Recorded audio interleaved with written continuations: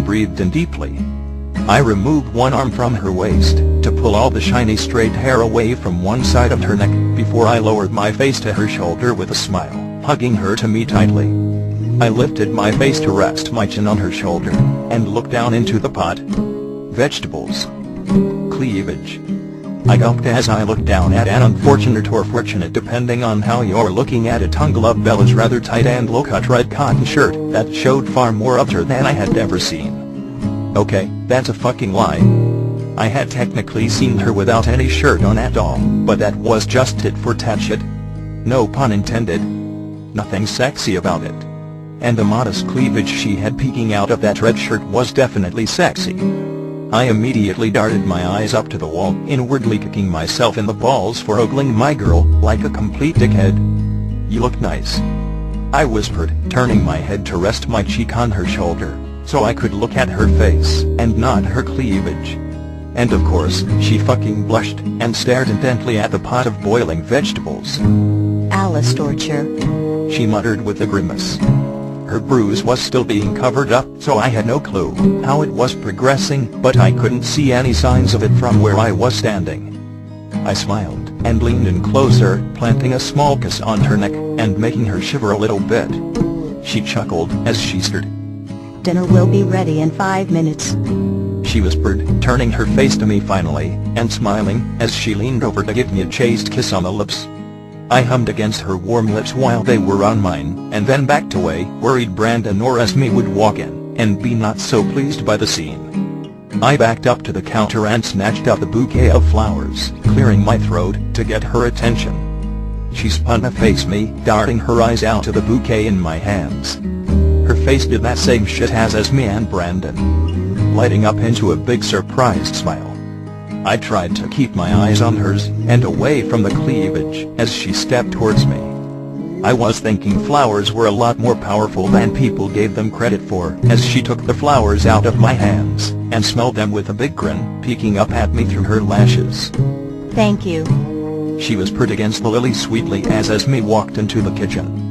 Esme glanced at my girl holding her flowers and smiled brightly at us, leading me into the dining room and seating me for dinner in front of Brandon, still acting indifferent as she pursed her lips and leaned back in her chair, avoiding my gaze. When my girl walked in the room and put all the food down on the table, I stood up, shooting Brandon a pointed glance as I pulled the chair next to mine out for her. Fucking polite. Ella sat down with a small smile, blushing of course. And when Esme walked in the dining room with the rest of the food, I pulled the chair at the end of the table out for her too. Hardcore fucking polite. She smiled at me widely, looking pleasantly surprised as she slid into her chair. I smirked at Brandon as she rolled her eyes at the post-roast and took my seat next to my girl. When we began filling our plates, the silence got a little fucking awkward. The dining room was filled with the sounds of silverware clanking against plates and bowls, but nothing else for a long while. Esme was the first to fill the silence. "So, Edward," she started as I gulped my glass of Mountain Dew, as if God might suddenly answer my prayers and bless it with a fucking alarmingly large amount of alcohol content. "Carlisle tells me you're from Chicago?" she asked sweetly, taking a bite of her pot roast and eyeing me with a small amount of curiosity. I fought back the urge to cringe and nodded at her as I set my glass down, disappointed in religion, yet again. She smiled once more. "What was it like growing up there?" she asked quietly as I chewed the beef and fought against the bile rising in my throat. That kind of shit brought up too many memories for me. I worked to force them away from my mind as I stared down at my plate and pushed around some vegetables with my fork. Abridged. I spoke in hollow voice, forcing the food into my mouth and feeling really fucking bitter that she even brought it up. She seemed to have sensed that as she engaged Brandon in a conversation regarding a new spring line of fabric that her interior design company had bought. She shot me the occasional apologetic glance as I forced each bite of food down with a forced smile and a churning stomach. I eventually felt my girl's hand on my knee, rubbing it soothingly. And until she touched me, I didn't even realize I was gripping my fork so hard it hurt my hand. I let her loving caress relax me as much as possible. I glanced at Esme and Brandon, who were talking animatedly, and not paying attention as I turned my head to look at her. Her big brown eyes were seeping with worry as she rubbed my knee. And I just smiled back tightly, quickly diverting my gaze to my plate of food and struggling to enjoy it as the nausea slowly subsided.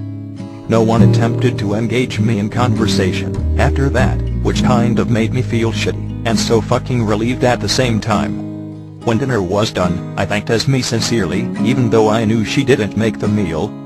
It didn't feel as if there was any animosity towards my dinner behavior as she hugged me in the entryway and handed me my jacket.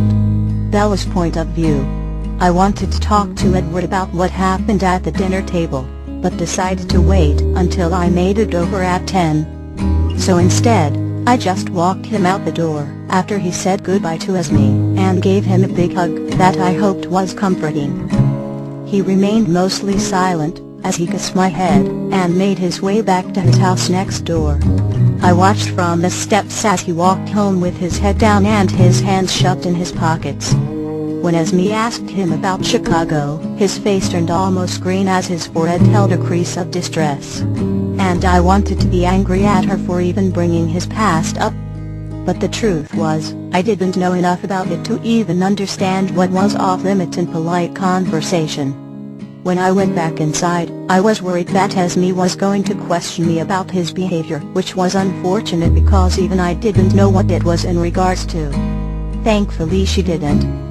She just helped me wash dishes, while making the occasional comment about how polite Edward was. And I'll admit, I was a bit surprised by it too.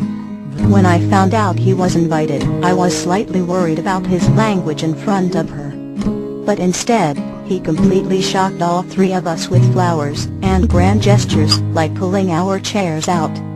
Esme seemed pleased enough by it to avoid asking about his reaction to her questions. When they went to bed at 9, I was contemplating changing out of my outfit that Alice had forced me into. I had already used up my weekend veto on a skirt, so I pretty much had to grin and bear all the cleavage I had poking out of my shirt. Worst of all, I was worried that Edward would get the wrong impression and think I was trying to be more like Jessica and Lauren, which was so far from the truth it was ridiculous. The gym incident on Friday was really no big deal. I was in the locker room bathroom stall dressing out when I overheard them talking about it. About how Edward had slept with Lauren too, and basically insulting his taste in girls.